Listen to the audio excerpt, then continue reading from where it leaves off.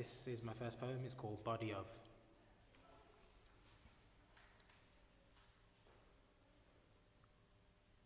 The body too is made of ancient things, of primordial water forged into hair and flesh and skin, yet it rarely holds the same quiet as the void from which it is descended. The body has a tendency to melt into its environment.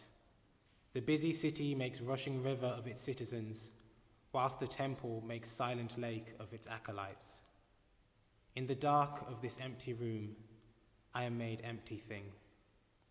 My throat buzzes with disparate incantations, a library of half-spoken contradictions, warring for the gift of birth, like infant sharks devouring one another in the womb.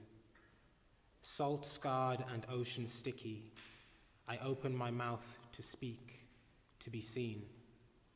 I write, I scream, I move, I make myself gargantuan, but I am yet to quench this feeling of invisibility. 2.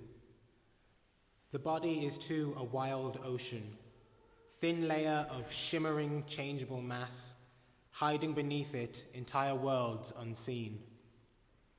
My dad used to work on the neonatal ward. He told me that in some cases of infant mortality, a human being might live from birth to death in less than 2 minutes. The cruelty of this hit me like a storm.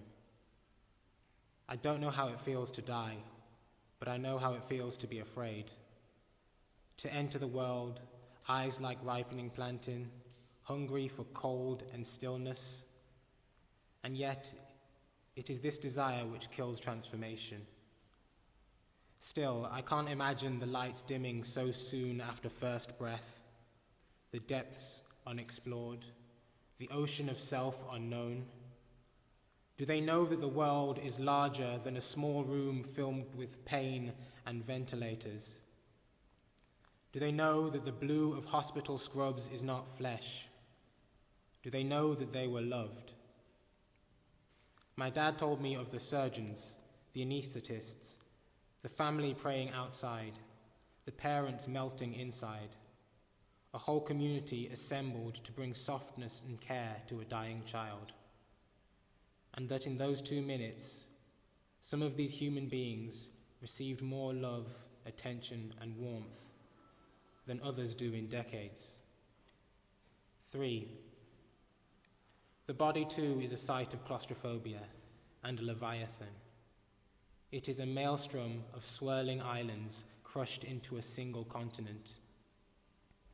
It is 3:41 a.m., and I have consumed enough rice to become an offering.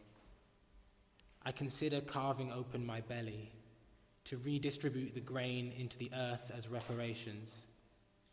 I wonder just how much rice I have swallowed in my lifetime, how many granular bodies I have stripped of nutrient and assimilated into the empire of my flesh. Is this not also violence? Is my entire vessel not built of matter which was seized against its will?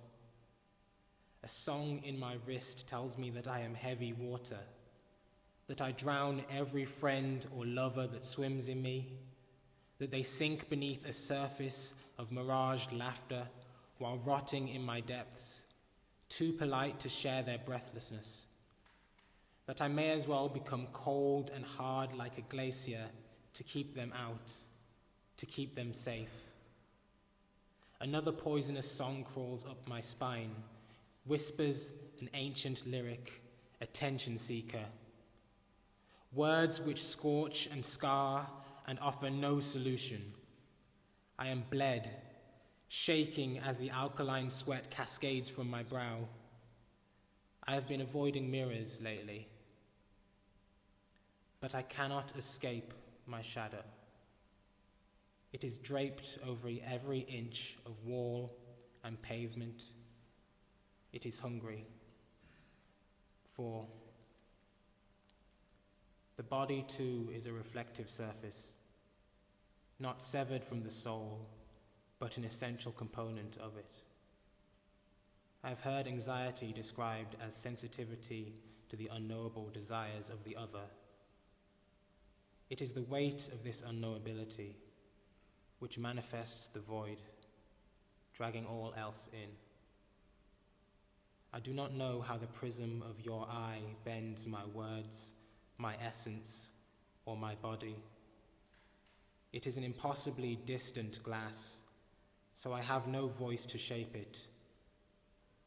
Somehow, it is in this reflection that I know myself droplet in a much vaster ocean, whose observation collapses me into a body capable of touch.